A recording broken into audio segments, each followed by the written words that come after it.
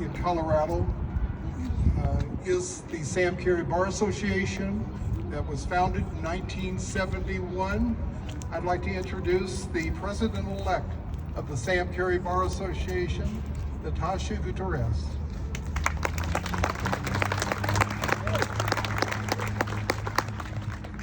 Good afternoon, everybody. I'm Natacha Gutierrez, and I'm the president-elect of the Sam Carey Bar Association. As Judge Jackson said, it is the first specialty bar for Black attorneys here in Colorado. And Judge Jackson, of course, was one of the founders who saw the need for such a specialty bar in the state. And since then, we have all kinds of other specialty bars: the LGBT bar, the Hispanic bar, the Asian Pacific Islander bar. And these bars are necessary, especially in times as these where our country is so divided. I've been practicing law for 23 years. I'm from New Orleans, Louisiana. I went to Tulane University, go Green Wave. As most first-year law students, I took constitutional law, and my professor was Professor Ray Diamond. And he would always query us on the Constitution and what it stood for. And I am not a shy person, I'm not a quiet person, I'm not a person who sits in the back of the room, except for in constitutional law class. And I sat in the back of the class because I just didn't get it. I didn't get how, the Constitution, which was a document that we were taught was from on high, and the Supremes were moral characters who, beyond reproach, could do some of the decisions that they did. I just didn't get it. I am 50 years old, so not quite a young buck, but I was born in 1975, and as I looked through the decisions when I first started looking at the Dred Scott case that said slavery was constitutional, that was in 1857. Plessy versus Ferguson was in 1896 that said racial discrimination was constitutional. And my great-grandmother was born in 1914. And she did not die until I was in college. So these things are not that far away. Karematsu versus the United States was in 1944. Mr. Karematsu only died in 2005. My grandmother was born in 1938, only a few years before the Karematsu case, and she only died last year. So many of these Supreme Court cases that I just didn't understand how they could have been passed during such a short period of time, I just didn't get it. And so when I finally spoke up in class to my professor in con law, I said, he asked me about the finding of some case, whatever. And I said, the Supreme Court picks whatever they want the decision to be, and then they find everything to justify it. Now, I got a C in constitutional law, but that didn't mean I wasn't right.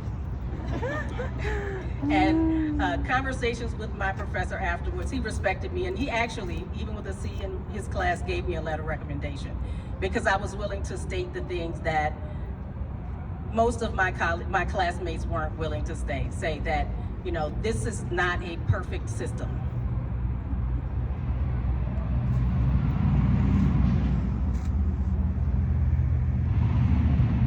The Constitution itself, as we've discussed with my colleagues, is a document that the founders had great and high hopes for.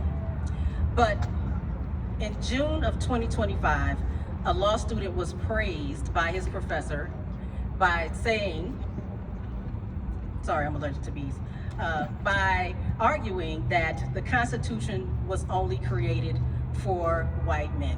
And there was a lot of controversy around that statement. But he was correct.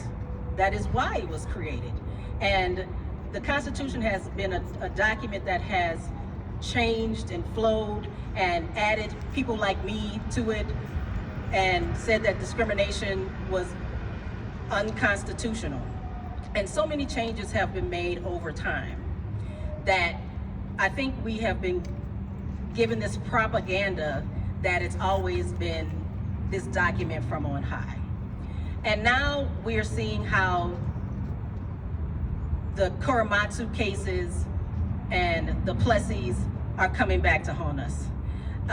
Recently, the Supreme Court held that in LA, racial profiling is okay. You can profile based on location, skin color, and the language you can speak, if it's not English, and if you have an accent. And that case is, in that case, the justice said that under the court's precedents, not to mention common sense, those circumstances taken together can constitute at least a reasonable suspicion of illegal presence in the United States. And of course, that's terrifying because it's a slippery slope. And it really gives no pause rather, for any of us to be stopped for any reason. And, you know, there seems to be this notion that, oh, it cannot happen to me until it happens to you. And many of us, myself included, we do live in fear of what can happen in the future and what can happen next. Right now I'm reading a book, it's called Feel the Fear and Do It Anyway. And, you know, so many of us who are practicing attorneys, we see how the Constitution is used in court every day. I've practiced criminal law, immigration law, and I practice civil law. And so much of what we need to do is be mindful of how the Constitution is being used and misused every day. And I want to say, it's not all gloom and doom. I have a list of things that we can all do to move forward in helping the Constitution do what it's supposed to do. The first thing is to let's be real. We have to be realistic about what the Constitution is, who the Supreme Court is. They are all people. They have agendas. They have biases. They have opinions. Religious, social, financial. We have to be realistic about what we're dealing with every day in this society. These platitudes and propaganda are all nice and fun and good until you're in criminal court having your constitutional rights not honored. If you're being picked up in immigration raids without any due process. So we have to be real about what's happening today and what we can do to move forward. The second thing is feel your fear, feel your anger, honor those emotions, because those emotions are important. And the only way we can move forward with the fight that we need to fight is to honor those emotions that we have every day. We can't stuff them down and pretend like they don't exist.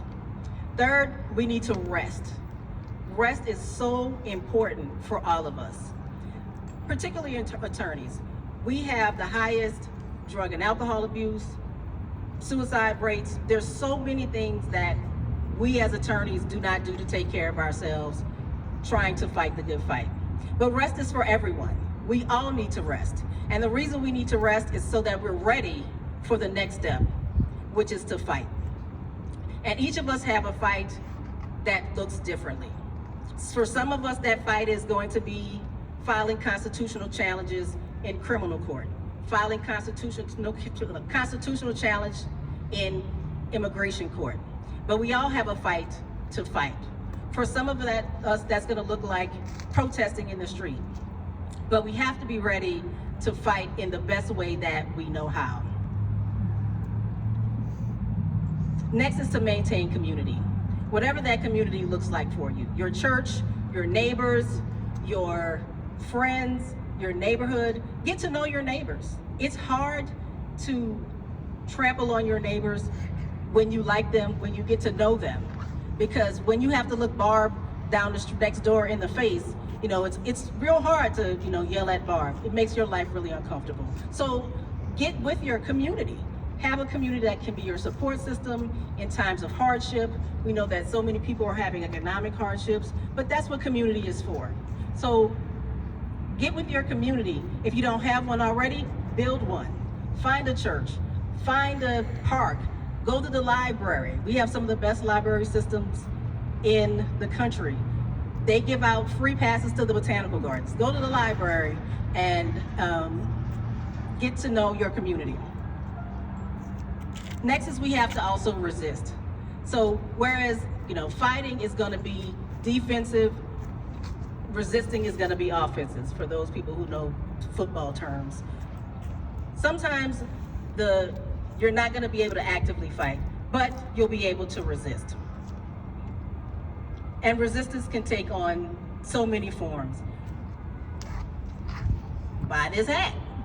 That's a form of resistance. It's also a form of communication to your neighbors and the community that there are conversations that we need to have. And those conversations are also resistance. And finally, the biggest act of resistance is finding joy. Find joy. An act of resistance is joy. And one of my areas of joy is I belong to a double Dutch group that we meet every Saturday, and we play and we jump rope, and for 2 hours every weekend we find joy. But it's also a way for us to find community. And resistance is important because it gives you energy for activism, it builds community, it promotes resistance, and it's a focus on commonality. So I wanted to leave you with the best thing that we can do, because there's so much fear for so many, and these acts move us forward. So as the writer of the book said, feel the fear and do it anyway.